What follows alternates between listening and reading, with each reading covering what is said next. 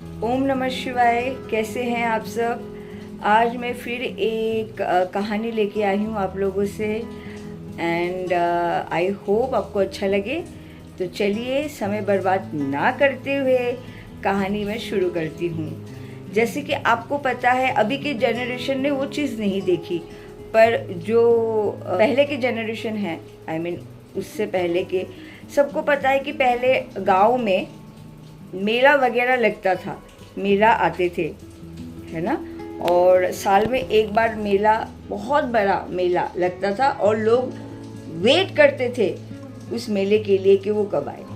तो इसी तरह से एक गांव था इसमें साल में सितंबर के महीने में मेला आता था, बहुत ही बड़ा मेला। और 5 दिनों तक वो मेला चलता था और लोग बहुत ही ज़्यादा वेट करते थे कि कब सितंबर आए और मेला आए, क्योंकि हमारे यहाँ पे आपको पता है असम में, बंगाल में दुर्गा पूजा बहुत ही ग्रैंड तरीके से मनाते हैं, है ना। एंड हर जगह पे नवरात्रि भी मनती है। हमारे यहाँ पे दुर्गा पूजा जो है ना बहुत ही बड़ा पंडाल बनता है, तो वो अक्टूबर में आता है।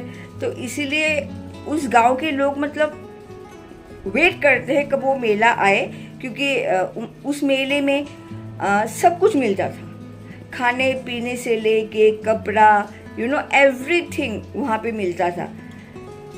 तो लोग वेट करते थे कि कब वो मेला आए और कब हम वहाँ से ना शॉपिंग करें, क्योंकि पहले जो है ना गांव से काफ़ी दूर जाना पड़ता था शॉपिंग के लिए, लेकिन क्योंकि मेला गांव में ही आता था तो शॉपिंग वो वहीं कर लेते थे।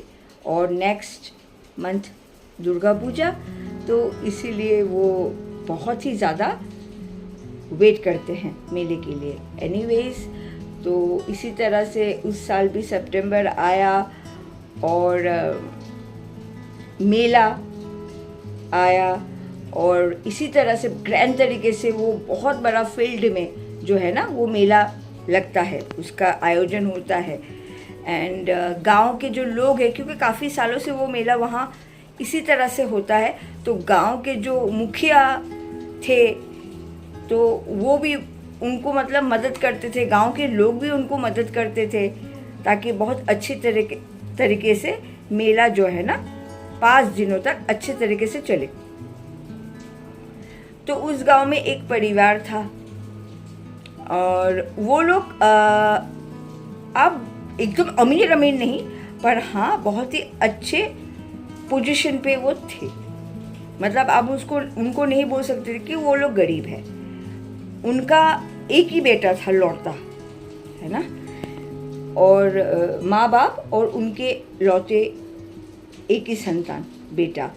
बहुत सालों के बाद उनके घर में बेटा हुआ था एंड लेकिन वो स्पेशल चाइल्ड था, तो उसको लोग, गांव के लोग उसी नज़र से देखते थे। आपको तो पता है कि पहले थोड़ा बहुत उस तरह के, पर उसके माँ बाप उसे बहुत प्यार करते थे एंड बेस्ट चीज़ें उसको प्रोवाइड किया जाता था।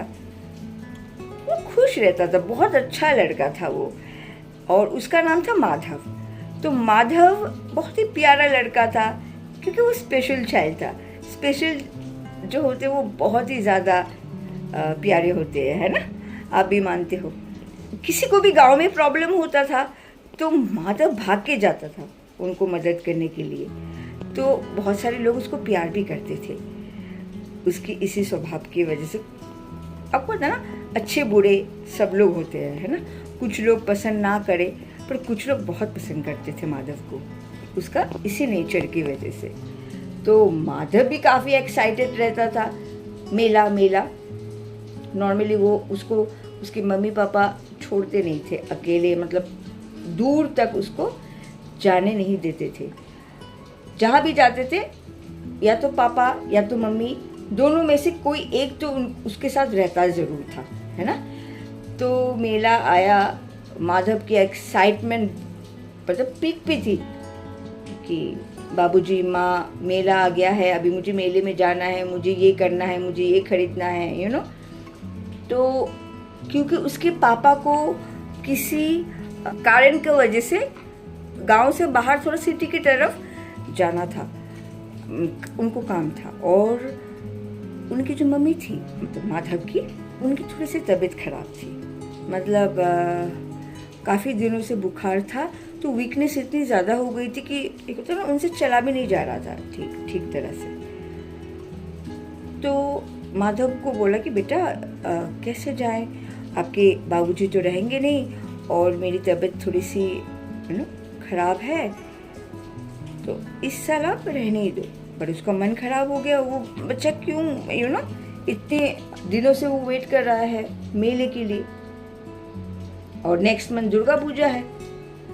तो माधव के दोस्त जो थे ना वहाँ के, लेकिन उसके माँ बाप उसको इतने ज़्यादा छोड़ते नहीं थे कभी भी दोस्तों के साथ या किसी के साथ। तो माधव के एक दो दोस्तों को पता चला कि मेले में माधव नहीं जा रहा, तो वो दोस्त आए और माधव की जो मम्मी है उसको बोला कि आंटी जी हम लेके जाएंगे माधव को, और हम एकदम सेफली ले जाएंगे, सेफली ले आएंगे, आप टेंशन मत लीजिए, हम उसको अच्छे से ले जाएंगे। लेकिन माधव की मम्मी थोड़ा सा उनको लगा कि नहीं, पर माधव ने बहुत ज़िद किया कि नहीं मुझे जाना है ना।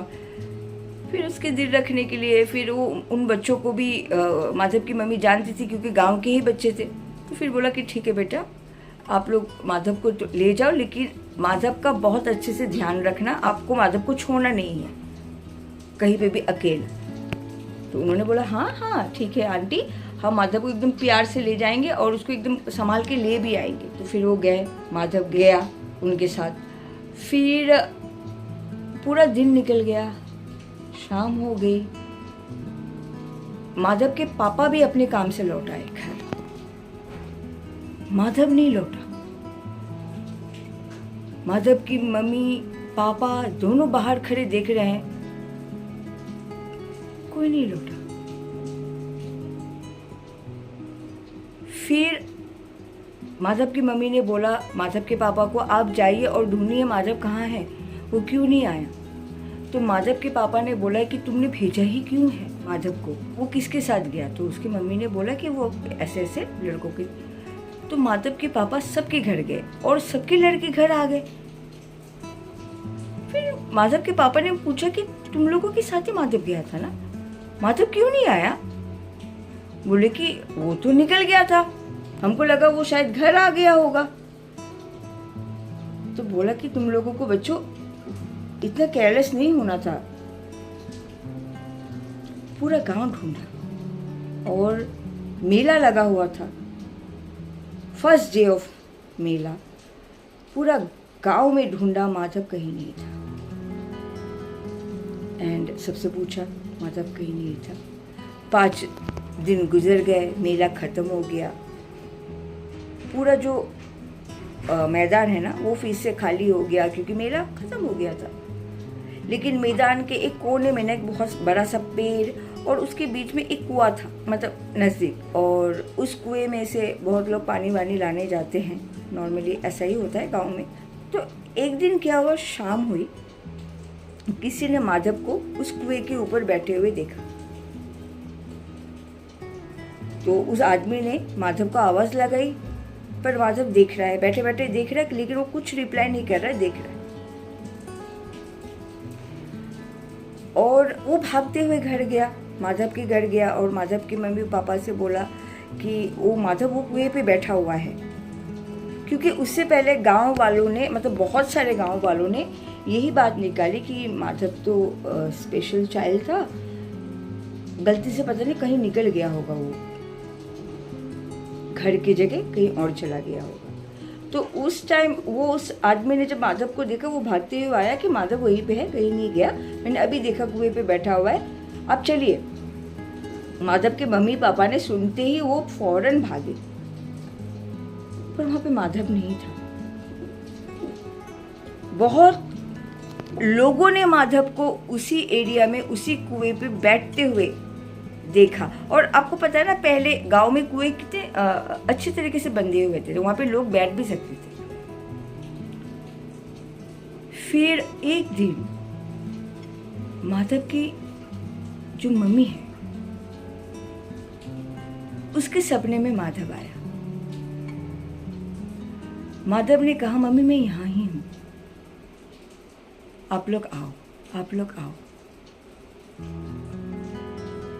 ऐसे ही बोला 2 बार और इतने में माधव की मम्मी की आंखें खुल गई और माधव की मम्मी एकदम पसीना पसीना अपने हस्बैंड को उठाया और बोला कि इस तरह से माधव ने उसी जो कुआं है ना उसके पास ही खड़ा हुआ मुझे बोल रहा कि मम्मी मैं यही हूं, मुझे ढूंढो। फिर उसके पापा और मम्मी बैठे बैठे थोड़ी देर तक सोचते रहे।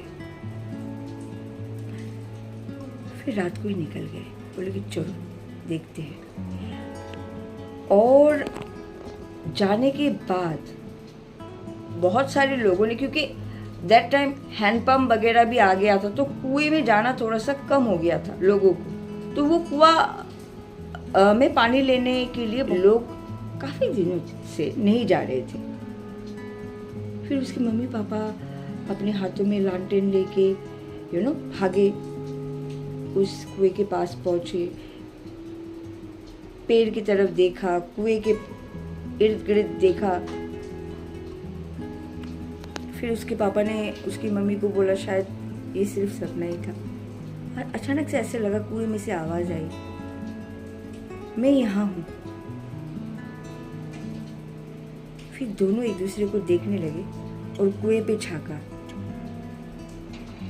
माधव की बॉडी वही थी, कुएं के अंदर पानी के ऊपर तैर रही थी।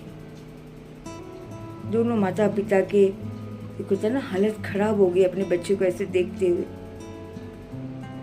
फौरन सब गांव वालों को बुलाया गया। गांव वालों ने माधव के जो है ना पार्थिव शरीर है उसको निकाला गया एंड विधि विधान से जो भी चीज़ें हैं करी गई।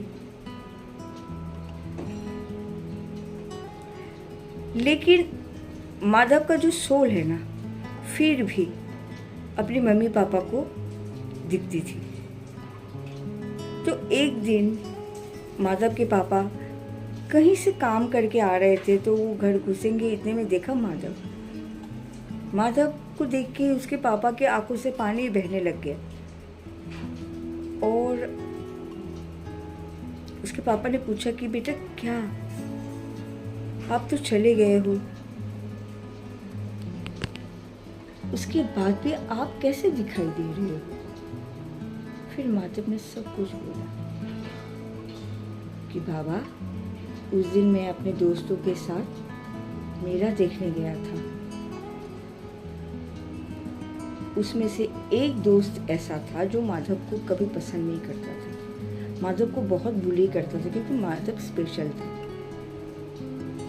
मजाक मजाक में उसके हाथों से, एक्चुअली उसने जानबूझ के तो नहीं, पर हाँ इतनी बुरी तरह से मजाक उसके साथ किया गया और उसी मजाक मजाक के चक्कर में उसने माधव को कुएं में धकेल दिया। जब माधव कुएं में गिरा वो डर गया और वो वहां से भागा और बाकी के दोस्तों को तो पता ही नहीं था। तो माधव ने बोला कि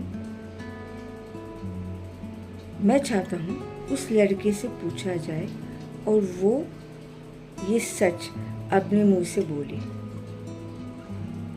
तभी मैं शांति से यहाँ से जा पाऊंगा। माधव के पापा को ये बात सुनने के बाद अपनी पत्नी को बुलाया और 1 सेकंड भी नहीं रुका, वो लड़के के घर पहुंच गया और साथ में सारे गांव वालों को बुलाया कि तुम लोग भी आओ। और उस लड़के के घर में जाके उसके मम्मी पापा से पूछा आपका बेटा कहाँ है। जब वो निकला उसको पूछा गया कि तूने इस तरह से क्यों बोला, ऐसा क्यों किया। वो खुद भी डर गया था, डरा हुआ था, गिल्ट में था। उसने सब कुछ सच सच बता दी और उसकी जब सच उसने बताई, माधव की जो आत्मा थी उसको शांति मिली और वो हमेशा हमेशा के लिए चला गया। यही कहानी थी माधव की। प्यारा सा बच्चा, स्पेशल था ना, इसलिए भगवान उसको ले गया। भगवान को भी लगा कि उसका टेक केयर आप लोग नहीं कर सकते, इट्स बेटर कि हमारा बच्चा हमारे पास आ जाए, है ना। चलिए, आज का कहानी आपको कैसी लगी मुझे ज़रूर बताइएगा। मैं दोबारा आपसे मिलूँगी एक नई कहानी के साथ। तब तक के लिए ओम नमः शिवाय, जय श्री कृष्ण।